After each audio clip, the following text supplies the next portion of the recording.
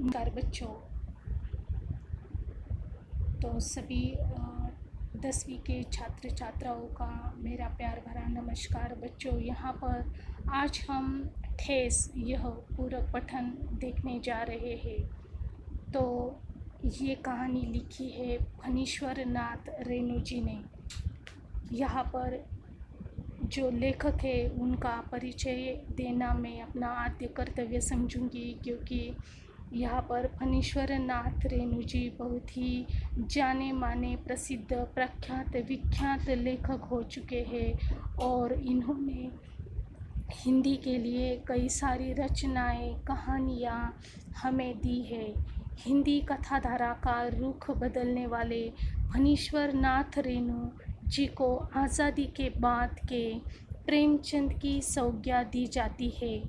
आपकी कहानियों और उपन्यासों में आलंचिक जीवन की धुन, गंध, लय, ताल, सुर, सुंदरता, कुरूपता स्पष्ट रूप से दिखाई पड़ती है।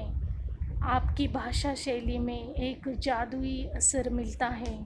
इस प्रकार लेखा जोखा जो सही मायने में जीवन के दर्शन होते हैं वह इनके भाषा में उतर आए हैं।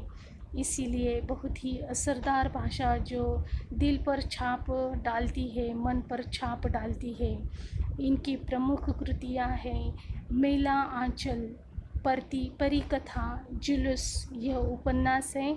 एक आदिम रात्रि की महक, ठुमरी, अच्छे आदमी ये कथा संग्रह है। ऋण जल, धन जल, नेपाली क्रांति कथा, रिपोर्टाज आदि।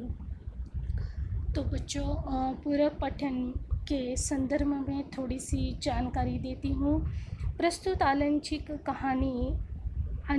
कहानी बिहार के ग्रामीण जीवन पर आधारित है। तो यहाँ पर बिहार में बहुत सारा भाग जो ग्रामीण है और वहाँ पर जो जीवन यापन होता है वह सुंदर रूप से उतारने की कोशिश यहाँ पर फणीश्वर नाथ रेणु जी ने की है। और इस कहानी के माध्यम से कथाकार ने इस ग्रामीण जीवन का, सामाजिक संबंध का, कारीगिरी का, कारीगरों के स्वाभिमान आदि को बड़े ही सुंदर ढंग से चित्रित किया है। तो बच्चों थोड़ा गद्य संबंधी यानी कि पूरक पठन संबंधी थोड़ा पात्र के बारे में जानकारी देना चाहूँगी। प्रस्तुत कहानी में सिरचन यह मुख्य पात्र है हमारा कहानी का। इसका नाम है सिरचन, जो एक कारीगर है, एक कलाकार है, एक महान कला का प्रदर्शन उससे होता है। शायद वो भी इससे अनजान है, लेकिन जिसको परख है वे बखूबी जानते हैं कि सिरचन सचमुच एक महान कलाकार था। सिरचन नामक एक ग्रामीण कलाकार का वर्णन किया गया है। यह जो सिरचन होता है मोथी घास, तो यहाँ पर मोथी का अर्थ है एक प्रकार की घास, और पटेर की रंगीन शीतल पाटी यानी कि चटाइयाँ। अभी की जैसे नहीं, अभी प्लास्टिक के रूप में हमें चटाइयाँ मिलती हैं। पहली जो शीतल पाटियाँ होती थी, चटाइयाँ होती वो बाँस की तिलियों से बनी हुई होती थी। जो बाँस की तिलियाँ थी उससे बनाई जाती थी, वह भी बहुत टिकाऊ थी। इस प्रकार बाँस की तिलियों की झिलमिलाती चीख, सतरंगे डोर के मोढ़े, भूसी चुन्नी रखने के लिए मूंछ की रस्सी के बड़े बड़े जाले, ताल के सूखे पत्तों की छतरी, टोपी आदि उपयोगी वस्तुएं बनाता है। तो ये पाठ में आया ही है, इसका अर्थ हम पूरक पठन जरिए देखने ही वाले हैं। इतनी सारी वस्तुएं अपने हाथ से बनाता था। ये वस्तुएं बनाकर वह अपनी आजीविका कमाता है। स्वाभिमानी होने के कारण वह हर परिस्थिति में अपने स्वाभिमान की रक्षा करता है। तो यहाँ पर सिरचन का स्वाभिमान दिखाई देता है, जो कि सचमुच काबिले तारीफ़ हैं। और सृजन की कारीगरी भी हम इस पूरक पठन के ज़रिए देखने वाले हैं। तो बच्चों, चलो पूरक पठन को शुरुआत करते हैं।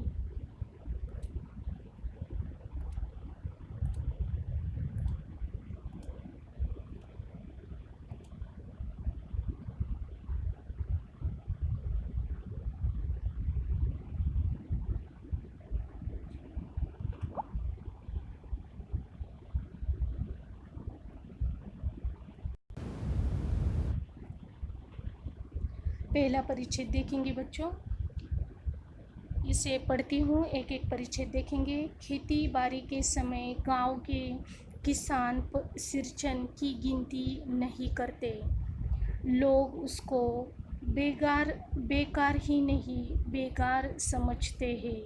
इसलिए खेत खलिहान की मजदूरी के लिए कोई नहीं बुलाने जाता है। सिरचन को क्या होगा उससे उसको बुलाकर? दूसरे मजदूर खेत पहुंचकर 1/3 काम कर चुकेंगे। तब कहीं सिरचन राय हाथ में खुरपी डुलाता हुआ दिखाई पड़ेगा। पगडंडी पर तौल तौल कर पाँव रखता हुआ धीरे धीरे। मुफ्त में मजदूरी देनी हो तो बात और है, तो और बात है। देखेंगे पहला परिच्छेद बच्चों। फिलहाल जो दर्शन होते हैं सिरचन के, फिलहाल की दी है। यहाँ पर खेतीबाड़ी के काम शुरू हैं। गांव के किसान यहाँ पर सिरचन को नहीं बुलाते हैं, क्योंकि अभी लोग उसे बेकार ही नहीं बल्कि बेकार भी समझते हैं। बेकार यानी कि बिना मजदूरी के ज़बरदस्ती लिया गया काम, क्योंकि सिरचन जो है वह टाइम पर पहुंचता नहीं है। इस काम में शायद उसकी दिलचस्पी नहीं है और कुछ काम वह फ़िलहाल करता नहीं है, इसीलिए सब लोग उसे बेकार और बेकार समझते हैं। इसीलिए खेत खलिहान की मजदूरी के लिए कोई उसे बुलाने नहीं जाता है।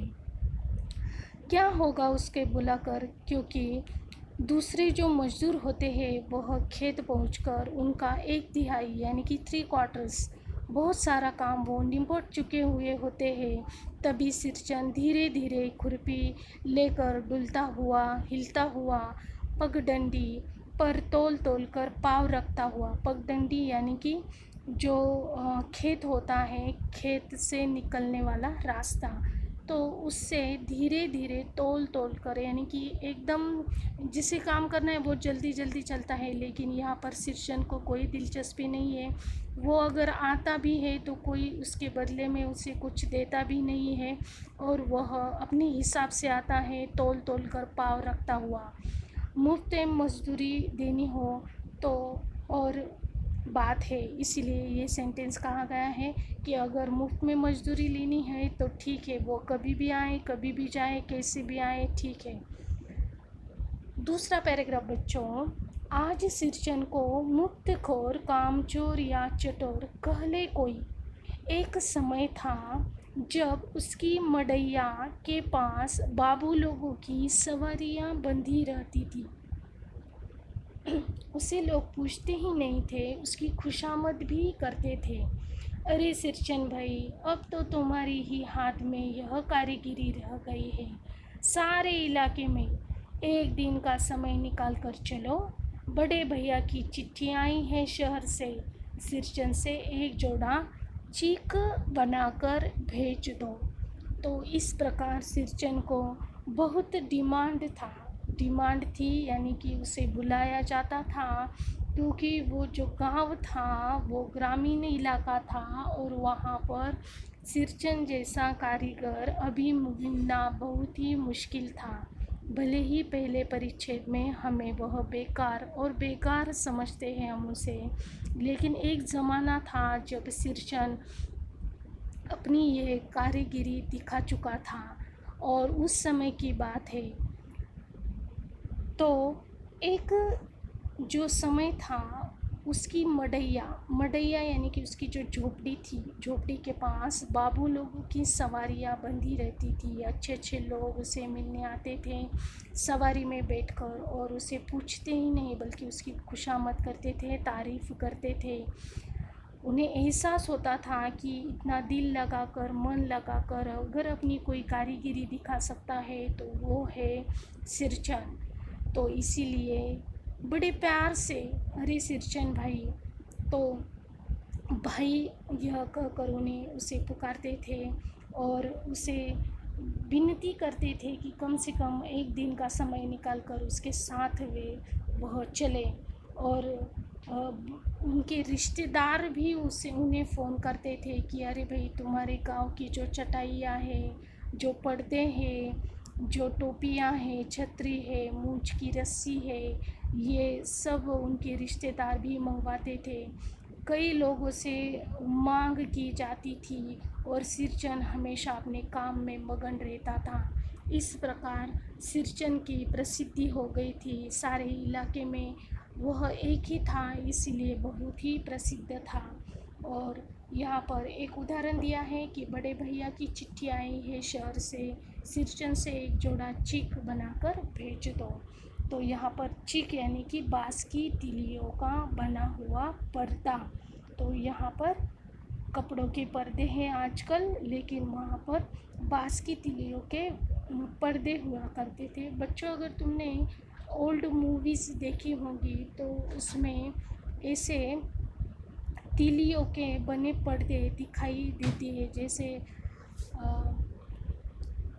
दिखाई देती है। अगर तुम ध्यान से देखो तो इसी प्रकार के पर्दे मूवीज़ में भी कुछ दिखाई देते हैं।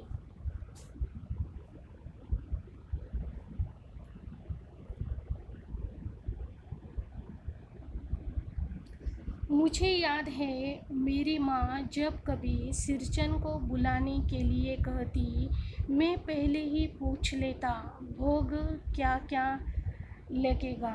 तो यहाँ पर मुझे याद है यानी कि लेखक छोटे थे, बचपन की यादें हैं उनकी, और उन्हें अच्छी तरह से याद है कि उनकी माँ सिरचन को बुलाती थी।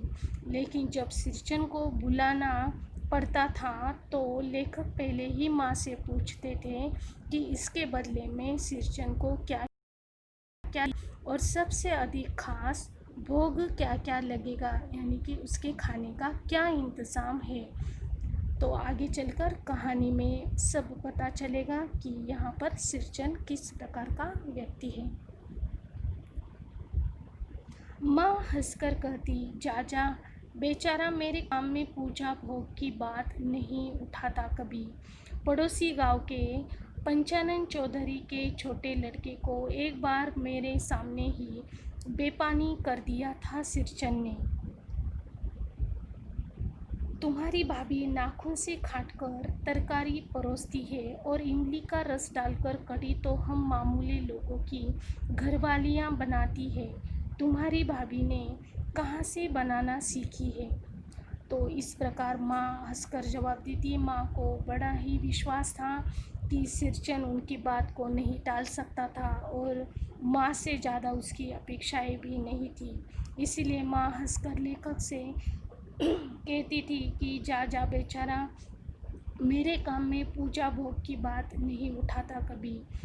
तो यानी कि मुझसे वह कोई खाने की यहाँ पर डिमांड नहीं करता है, यही चाहिए वही चाहिए, इस प्रकार का बिल्कुल भी बर्ताव मेरे साथ वह नहीं करता है। बड़ा ही समझदार है, मेरी और उसकी अच्छी बनती है, यानी कि लेखक की माँ है उसका और सिरचन की अच्छी बनती थी।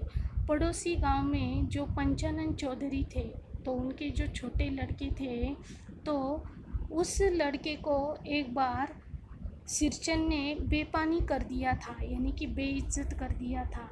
क्यों?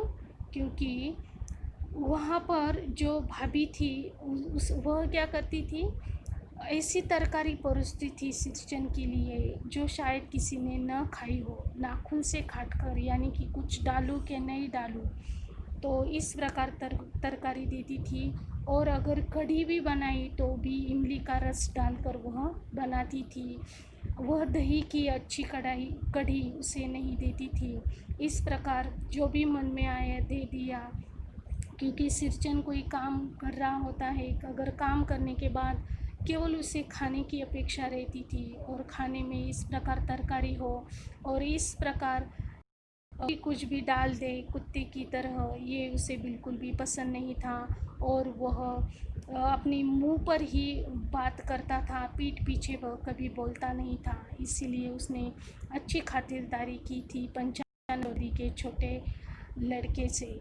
और यहाँ पर वह कहता है कि इतनी सारी ऐसी तरकारी और ऐसी कढ़ी तो हमारे घर में ही बनती है, तो तुम्हारी भाभी ने कहाँ से बनाना सीखी है। यानी कि इस प्रकार उसे पता था कि जानबूझकर कुछ लोग उसे टालते हैं, इस प्रकार खाना देते हैं। इसलिए आगे देखो, इसलिए सिरचन को बुलाने के पहले मैं माँ से पूछ लेता। सिरचन को देखती ही माँ उलझ कर कहती, आओ सिरचन, आज नीनू मत रही थी तो तुम्हारी याद आई। घी की खकोरन के साथ चूड़ा तुमको बहुत पसंद है ना। और बड़ी बेटी ने ससुराल से संवाद भेजा है, उसकी ननद रूठी है मोती की शीतल पार्टी के लिए। तो यहाँ पर लेखक को छोटे होकर भी उन्हें अच्छी तरह से सिरचन का स्वभाव पता था। सिरचन बहुत बड़ी कलाकार था, कारीगिरी दिखाता था, यहाँ पर घंटों बैठता था, उसका दिन निकल जाता था, शाम होती थी, रात होती थी, लेकिन वह अपना काम पूरा करता था और उसके बदले में उसकी कुछ खास अपेक्षाएं नहीं रहती थी, केवल उसे खाने के लिए अच्छा भोजन चाहिए होता था। और यह लेखक की माँ बखूबी जानती थी, इसीलिए वह अच्छे अच्छे व्यंजन उसे देती थी। तो यहाँ पर एक यहाँ पर दृश्य कि आते ही माँ उसका स्वागत करती थी बड़े प्यार से, आओ सिरचन, आज नीनू मत रही थी। तो यहाँ पर नीनू मत रही थी और घी की तो तुम्हारी याद आई, घी की खकोरन के साथ चूड़ा तुमको बहुत पसंद है ना। तो इस प्रकार यहाँ पर जो हम घी निकालते हैं तो उसकी खकोरन यानी कि क्या होता है, जो उसका बचा हुआ भाग होता है वो भी बहुत अच्छा लगता है। तो उसे घी की खकोरन कहा है, नीतू मत रही थी। तो यहाँ पर उसके खाने का ख्याल रखा जा रहा है और उसे जो जो पसंद है वह माँ उसे देती थी। तो चूड़ा, चूड़ा का मतलब है यहाँ पर पोहा, जो हम नाश्ते में खाते हैं। तो चूड़ा भी उसे दिया गया, घी की खकोरन दी गई। और उसके साथ ही माँ ने कह दिया कि उनकी जो बड़ी बेटी है उसके ससुराल से एक संदेशा आया है कि उसकी जो ननद है तो उसे मोती की शीतल पार्टी चाहिए। तो इस प्रकार सिरचन को बुलावा भेजा जाता है, सिरचन हाजिर हो जाता है। सिरचन को अभी मोती की शीतल पार्टी बनानी होगी। तो मोती का अर्थ हमने पहले भी देखा था कि एक प्रकार की ये घास है जिससे शीतल पार्टी बनाई यानी कि चटाई बनाई जाती है। सिरचन अपनी पनियाई जीभ को संभालकर हंसता, घी की सौंधी सुगंध सूंघ कर ही आ रहा हूँ काकी, नहीं तो इस शादी ब्याह के मौसम में दम मारने की भी छुट्टियाँ कहाँ मिलती है। तो यहाँ पर सिरचन पनियाई जीभ को संभाल कर, सिरचन जो है बहुत ही ऐसा कैरेक्टर है, ऐसा पात्र है जो कभी अपने मन में कुछ बात रखता ही नहीं है, जो सामने वह दिख पड़ता है वह बोल देता है, लेकिन लोगों को देखकर वह बातें करता है। और यहाँ पर लेखक की माँ के साथ उसकी बात हो रही है, बड़े ही संभल कर वह बोलता है। और घी की सौंधी सुनकर ही आ रहा हूँ काकी, यानी कि अच्छे अच्छे स्वाद लेकर सुगंध लेकर आ रहा था। और यहाँ पर वह कहता है कि शादी ब्याह की जो मौसम है यहाँ पर उसे भी बुलावा आ रहा है कई तरह से, कई जगह से, लेकिन आपकी बात मैं कैसे टाल सकता हूँ। आप तो मेरे लिए सबसे पहले आती हैं, क्योंकि जो लेखक की माँ है उनके प्रति बहुत ही आदर है सिरचन के दिल में। जब भी वे बुलाती थी तो सिरचन हाजिर हो जाता था। सिरचन जाति का कारीगर है, यानी कि हम कहते हैं ना, किसी के रग में खून में ही कारीगरी भरी हुई होती है। कोई लाख सीखे तो भी वह कारीगरी नहीं होती है, लेकिन जो जन्मजात होता है, जो खून में होता है, वह अलग ही दिखाता है अपना असर। उसी प्रकार सिरचन जाति का ही कारीगर है। मैंने घंटों बैठकर उसके काम करने के ढंग को देखा है। एक एक मुट्ठी और पटेर को हाथ में लेकर बड़े जतन से उसकी कुच्ची बनाता, फिर कुच्चियों को रंगने से लेकर सुतली सुलझाने में पूरा दिन समाप्त। काम करते समय उसकी तन्मयता में ज़रा भी बाधा पड़ी कि गेहूं सांप की तरफ फुफकार उठता, फिर किसी दूसरे से करवा लीजिए काम। सिरचन मुँह चोर है, काम चोर नहीं। तो इस प्रकार यहाँ पर मैंने पहले भी कहा कि लेखक सिरचन को निहारते थे, देखते थे, उसकी काम को देखते थे। तो लेखक ने घंटों बैठकर, अभी जो बचपन होता है वो बहुत ही अलग होता है। कभी बचपन में एक आध दृश्य मन में बिठ जाए, मन उसमें तल्लीन हो जाए, तो छोटे बच्चे भी घंटे बैठकर उस काम को देखते हैं। उसी प्रकार लेखक ने भी घंटों बैठकर यहाँ पर सिरचन के काम को देखा है। तो वह एक एक मूर्ति, यानी कि एक एक जो घास घास की जो घास होती है, मोती यानी कि एक प्रकार की घास, उस घास को और पटेर को हाथ में लेकर बड़े जतन से उसकी कुच्ची बनाता था। तो यानी कि ये एक प्रकार की ये नक्शी का ये जो बुनते हैं हम एक दूसरे में, तो ये बुनने का काम वह करता था। फिर कुच्चियों को रंगने से लेकर तो उसे रंग देना भी वह उसे रंगाता भी था, और सुतली सुलझाने में तो इस प्रकार सुतली भी बनाता था। इस प्रकार बहुत ही काम बहुत ही कैसा था, सूक्ष्म था। बहुत यहाँ पर पूरा दिन उसका जाता था, बड़ा ही कठिन काम था, अकेले करता था। यहाँ पर जो बुनाई का काम है वह बहुत इतना आसान भी नहीं था, लेकिन उसमें हाथ भी साफ था, ये भी अलग बात है। काम करते समय वो इधर उधर बिल्कुल देखता नहीं था, किसी के साथ बातें भी नहीं करता था, बड़ी ही तन्मयता से वह अपना काम करता था। और अगर किसी ने उसके काम में बाधा डालने की कोशिश करते तो वह फुफकार उठता।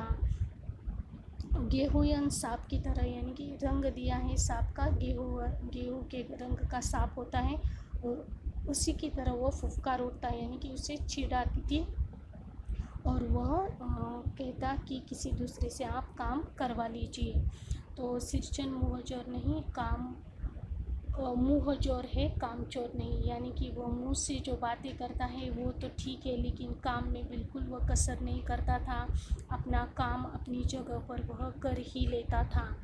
यह उसकी खासियत थी। एक बार काम में बैठ गया तो बैठ गया, काम को पूरे करके ही वह आराम से फिर राहत पाता था।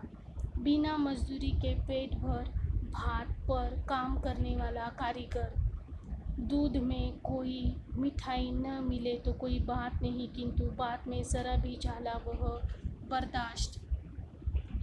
बर्दाश्त नहीं कर सकता। तो यहाँ पर जो सिरचन है उसका अगर किसी ने बातों में दिल दुखा दिया तो ये बात वह कतई सहन नहीं कर सकता था। तो भले ही तुम यहाँ पर भात दे दो उसे केवल खाने के लिए, और दूध के साथ कोई मिठाई ना दिए तो भी चलेगा, लेकिन बात करते समय बड़े प्रेम से, बड़ी मधुरता से उसे बात करनी चाहिए होती है। वह भूख से ज़्यादा अच्छे प्रेम के शब्द को वह निहारता था। प्रेम के शब्द उसे चाहिए थे, क्योंकि वो इस दुनिया में अकेला था, उसे प्रेम की भाषा ही समझती थी। सिरचन को लोग चटोर भी समझते हैं। तो यहाँ पर चटोर,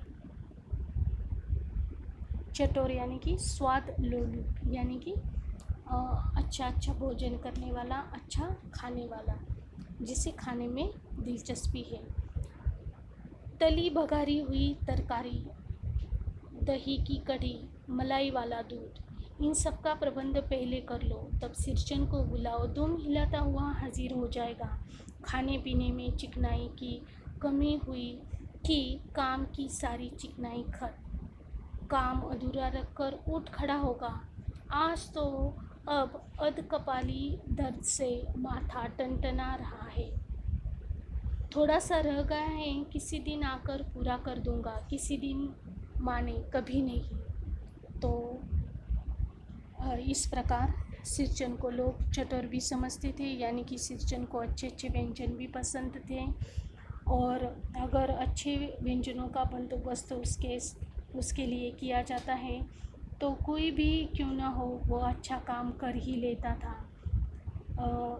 कर ही लेता है। वही बात सिरचन में भी थी। अगर दिल लगाकर उसे कोई खाना परोसता, अच्छे अच्छे व्यंजन देता तो सिरचन खुश हो जाता था। उसे अच्छी तरकारी, तली बघारी हुई तरकारी और दही की कढ़ी बहुत ही पसंद थी। मलाई वाला दूध उसे पसंद था। और अगर इनका प्रबंध हो जाए तो सिरचन बहुत ही दुम हिलाता हुआ हाजिर हो जाता था। खाने पीने में चिकनाई की कमी हुई, अगर हम खान पान में इसी प्रकार कोई भी कुछ भी दे दे, ये उसे बिल्कुल पसंद नहीं था। भिखारी की तरह खाना देना उसे बिल्कुल पसंद नहीं था। तो उसकी इस ज़रूरत को, इस इच्छा को जो पूर्ण कर सकता था वह उसकी काम की चिकनाई भी देख पाता था। क्योंकि अगर उसे इस प्रकार का खाना दिया गया तो वह काम बिल्कुल मन लगा कर नहीं करता था। और कभी कभार तो कह देता था कि मुझे अभी सर में दर्द हो रहा है, फिर किसी दिन आकर पूरा कर दूंगा।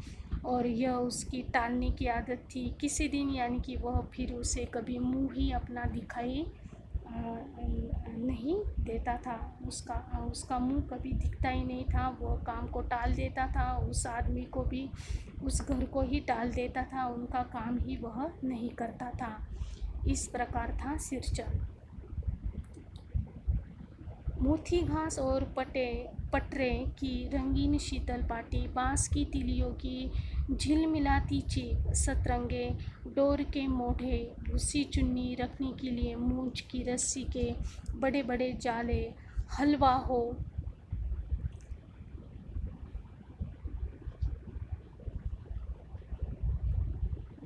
हलवाओं के लिए ताल के सूखे पत्ते की छतरी टोपी, तथा इस तरह बहुत से काम हैं जिन्हें सिरचन के सिवा गांव में कोई नहीं कर पाता था, कोई नहीं जानता था। यह दूसरी बात थी कि अब गांव में ऐसे कामों को बेकाम का काम समझते हैं लोग। बेकाम का काम जिसकी मजदूरी में अनाज या पैसे देने की कोई ज़रूरत नहीं।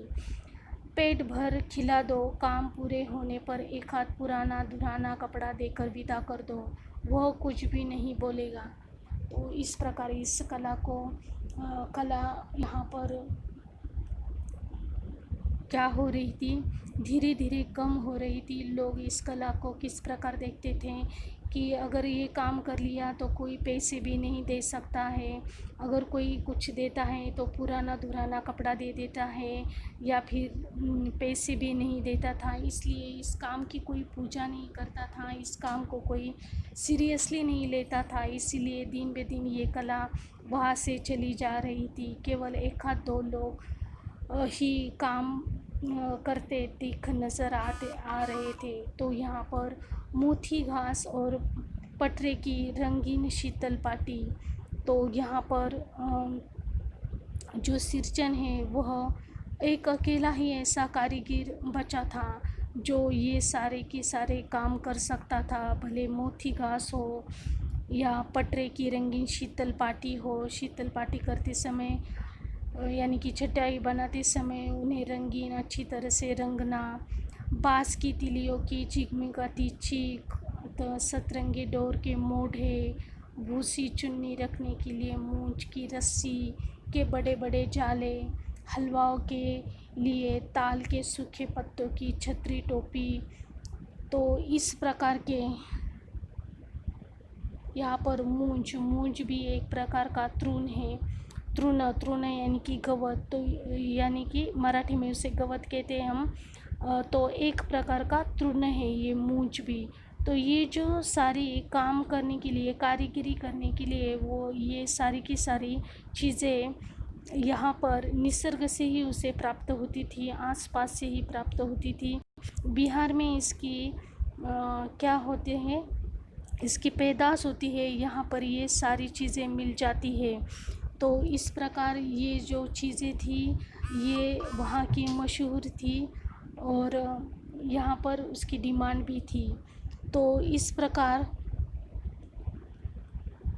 तेली यानी कि मोटी सींग सिलाई, यहाँ पर ये जो सारी चीज़ें थी ये सिर्फ़ और सिर्फ कौन बना सकता था, सिरचन ही बना सकता था। तो छतरी टोपी हो उसमें, या जाले हो, रस्सी के बड़े बड़े जाले जो, और हलवाओं के लिए ताल के सूखे पत्तों की छतरी टोपी, इस प्रकार की सारी चीज़ें सिरसन के सिवा गांव में कोई अभी नहीं जानता था। यह दूसरी बात है कि अब गांव में ऐसे कामों को बेकाम का काम लोग समझते थे, क्योंकि वक्त भी ज़्यादा लगता था, पैसे भी नहीं मिलते थे।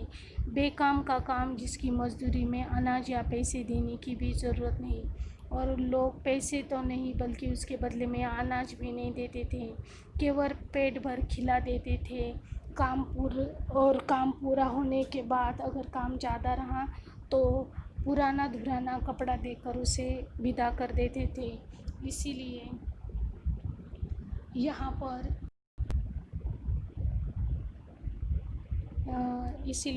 पर ये काम सब लोग छोड़ चुके थे, ये कला यहाँ पर दिखाई नहीं दे रही थी।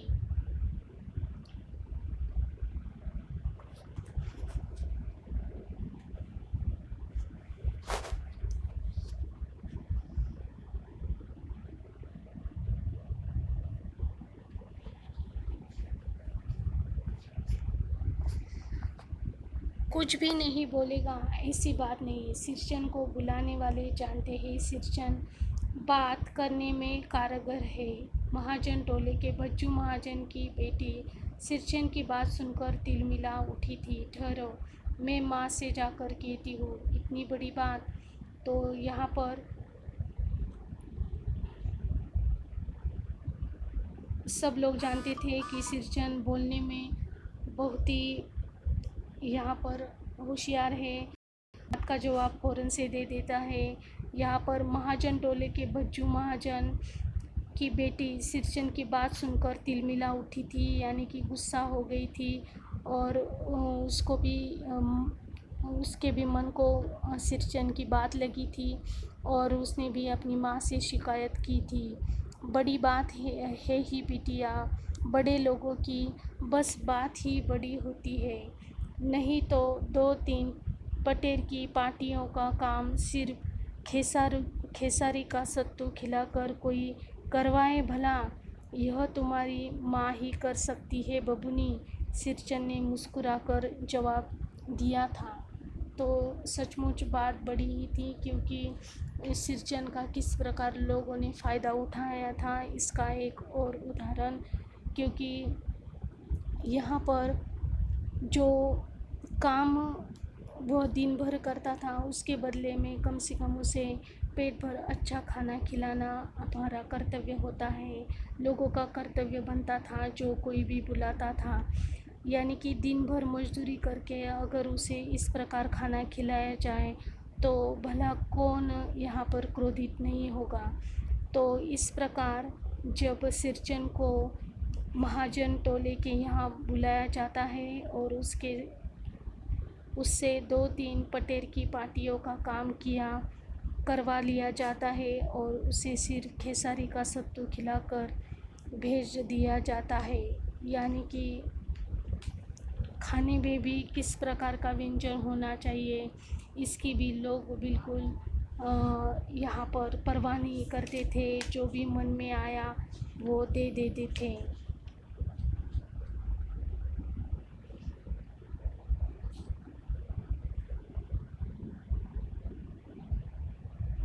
और सिरचन ने भी कोई कमी नहीं की। सिरचन ने भी कहा कि यह तो तुम्हारी माँ ही दे सकती है बबूनी, और कोई मेरा इस तरह से किसी ने अपमान नहीं किया, केवल खेसारी का सत्तू खिलाकर। इस बार मेरी सबसे छोटी बहन पहली बार ससुराल जा रही थी। मानू के दूल्हे ने पहले ही बड़ी भाभी को लिखकर चेतावनी दे दी है, मानू के साथ, कि पतीली न आए कोई बात नहीं। 3 जोड़ी फैशनेबल चीक और पटेर की 2 शीतल पाटियों के बिना आएगी मानू तो। भाभी ने हंसकर कहा, बेरंग वापस। इसीलिए 1 सप्ताह पहले से ही सिरचन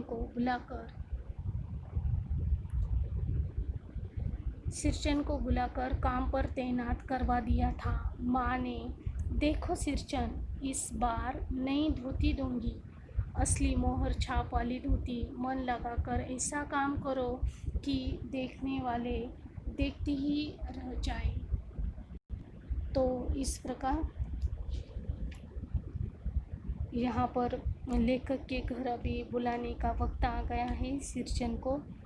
तो जो लेखक की छोटी बहन होती है, वह पहली बार, यानी कि उसकी नई नई शादी हुई है और पहली बार वह ससुराल जा रही थी। और जब वह ससुराल लौटेगी तब उसके साथ उस ससुराल वालों ने चेतावनी दी थी, उन्हें कहा था कि मानू के साथ मिठाई नहीं भेजी तो भी चलेगा, लेकिन 3 जोड़ी फैशनेबल चीक और पटेर की 2 शीतल पाटियाँ ज़रूर भेज देना। अपने मुंह से कहा था उन्होंने, और उन्होंने कहा था बाकी कुछ नहीं भेजा तो भी चलेगा, लेकिन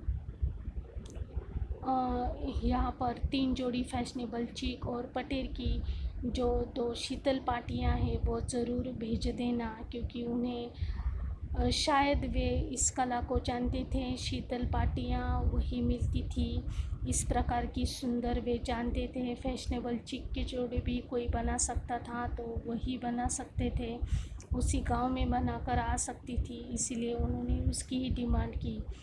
तो बहुत, और कहते समय क्या कहा कि फैशनेबल चीक और पटेर की 2 शीतल पाटियों के बिना आएगी मानू तो यानी कि तो देख लेना हम क्या हो जाएंगे, हम नाराज़ हो जाएंगे या फिर मानू को फिर से भेज देंगे। इस प्रकार हम अर्थ लगा सकते हैं, यानी कि आपको ये चीज़ें भेजनी ही है।